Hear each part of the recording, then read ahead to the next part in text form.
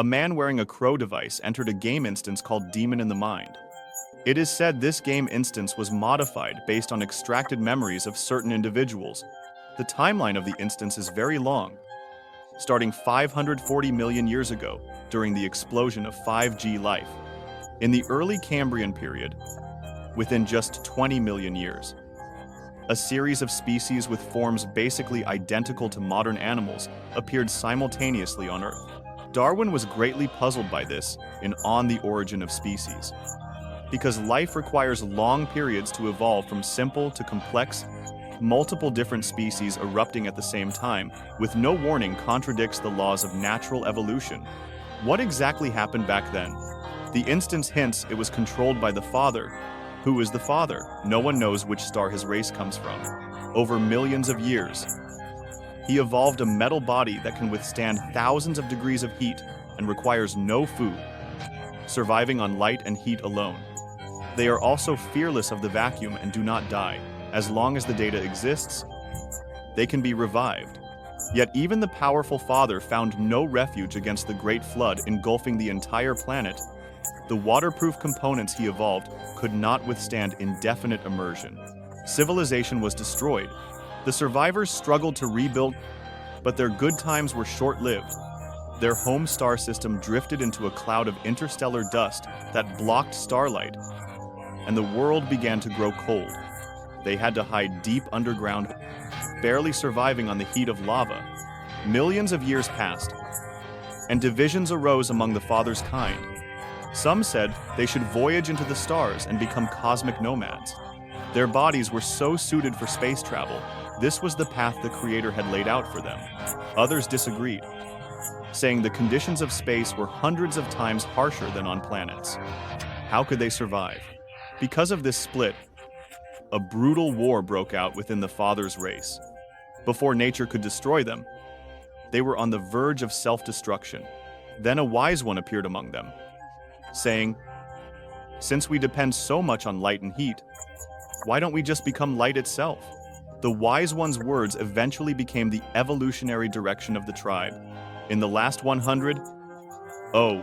0 years before their bodies cooled, the Fathers researched how to become light. They extracted consciousness from their bodies and merged it with the stars. But later they discovered even stars eventually burn out.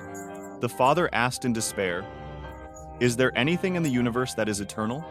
A nearby star answered, "If you do not exist, you cannot be destroyed." The Father began a long contemplation and finally realized the universe has three essential elements: matter, energy, and information.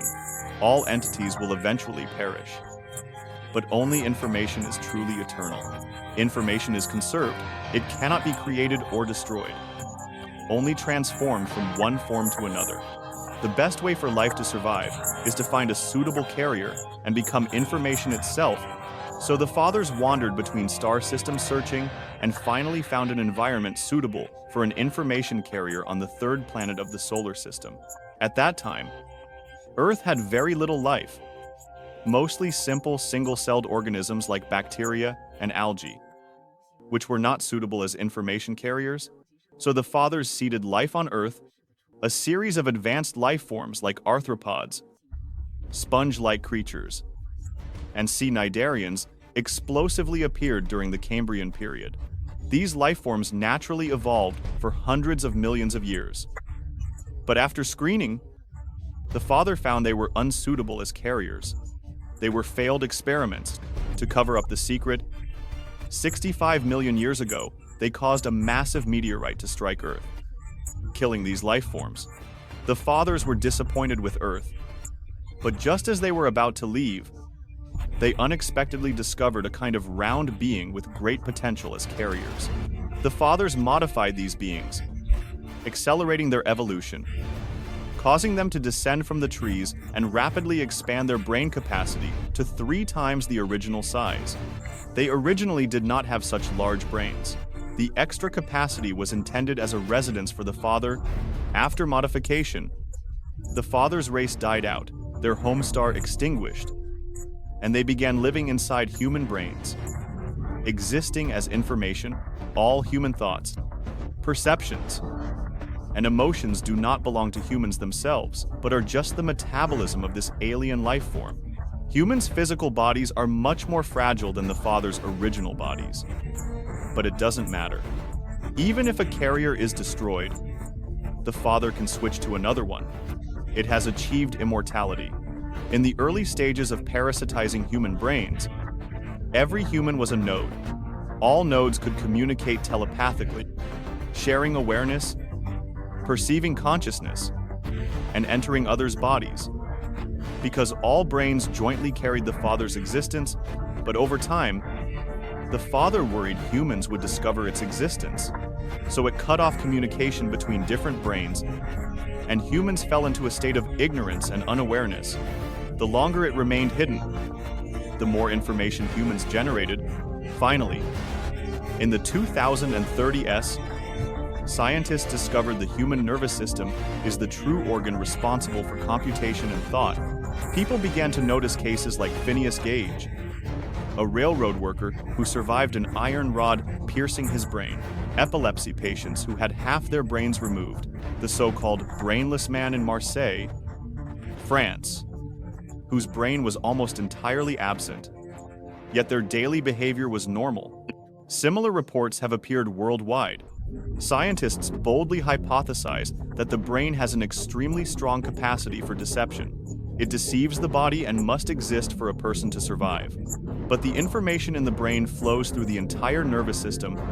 Over long years of erosion and accumulation, more and more fragments of consciousness are stored in the nervous system. These fragments eventually form a new consciousness, independent of the brain. These people became the awakened among humanity. A mad scientist, to further verify his hypothesis, performed complex whole brain removal surgeries on individual subjects. The subject's behavior upon waking was almost identical to before the removal.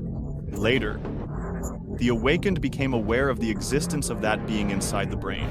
Life's nature is to seek a way out for itself, so it naturally wants to break free from the brain's control.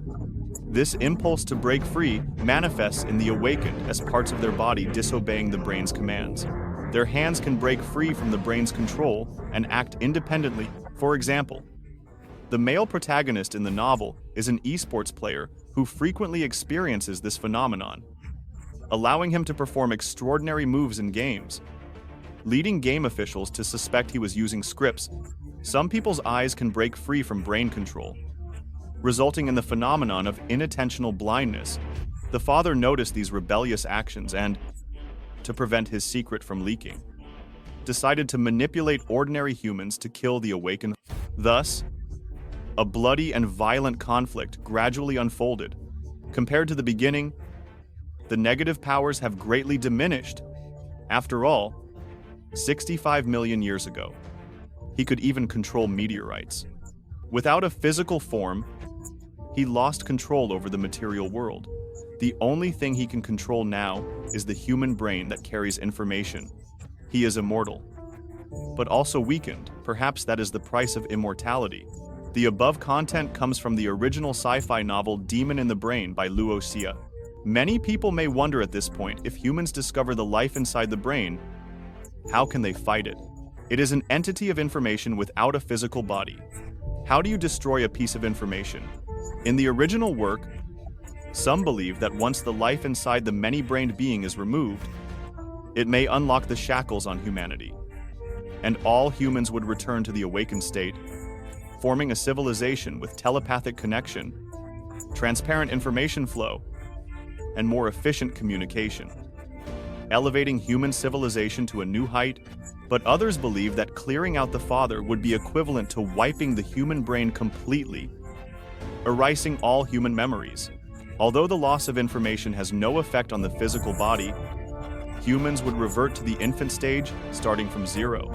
The skyscrapers, vehicles, spacecraft, cultural artifacts, and all the food humans have built would become completely unfamiliar. So eliminating the Father would be tantamount to mutual destruction. This also caused divisions among the awakened, and these dissenters engaged in a long and brutal war with the Father. They eventually discovered that the Father could never be eliminated because theoretically, The only tool in the universe capable of destroying information is a black hole.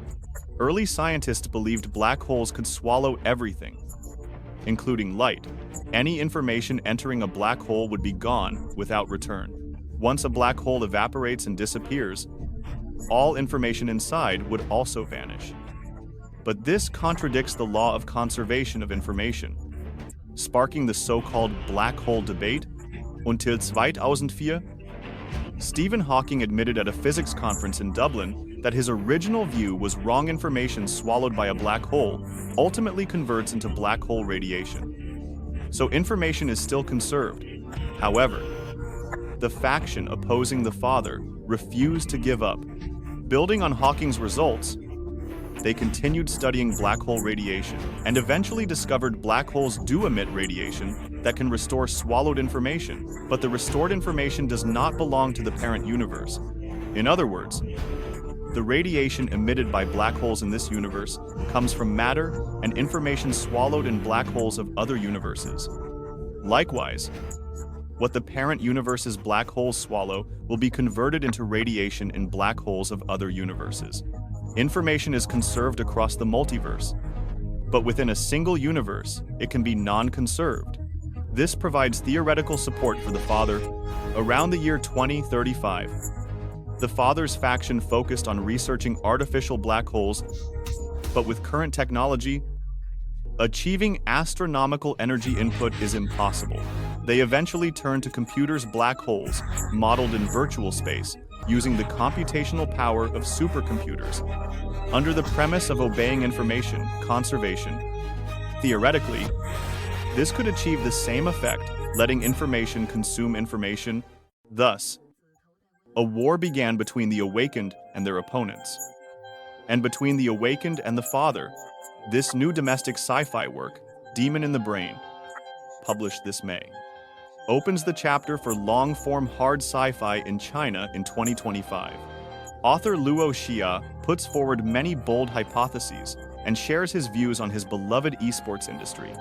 For example, he believes the currently booming global PC esports will gradually fade from the mainstream stage within 20 years, replaced by VR and immersive esports, the latter becoming the future mainstream. He also views the human brain as a kind of parasite. By introducing the concept of the father, he links many ancient puzzles and mysteries into a logical closed loop, creating a rare domestic sci-fi masterpiece. That is the above content. It is the general theoretical summary of this novel. Besides this, the original work also touches on views of human consciousness, brain science, probability theory, and other theories. For those interested in further understanding the plot, as always, we recommend reading the original novel. All right, see you next time.